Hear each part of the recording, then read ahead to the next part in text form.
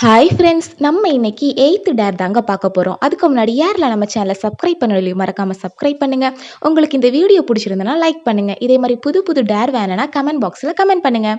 இப்போ வாங்க, நம்ம சப்ஸ்கிரைபர் ஒருத்தவங்க சால்ட்டு, சுகர், சில்லி, வாட்டர், புளி எல்லாம் போட்டு எக் ஃப்ரை தாங்க பண்ண சொல்லியிருந்தாங்க. நம்ம வேற விடுவோமா, ஓடி போய் கடையில் இருந்து ஒரு எக்கையும் வாங்கிட்டு வந்துட்டு கப்பையும் நல்லா நீட்டாக கழுவி எடுத்துட்டு ஃபஸ்ட்டு வந்து எக்கை அடித்து வீத்தியாச்சு. அதுக்கும் உள்ள சால்ட்டு, சுகரு, சில்லி, வாட்ரு, புளி எல்லாம் வீற்றணும். நான் வாட்ரு மட்டும் வீற்ற மறந்துட்டேங்க, சாரி. அதுக்கப்புறம் அதை நல்லா மிக்ஸ் பண்ணி கலக்கிக்கிட்டு தோசைக்கல்லையும் எடுத்து வச்சுக்கிட்டு அதில் வந்து போட்டு பொரிச்ச வேண்டியதாங்க.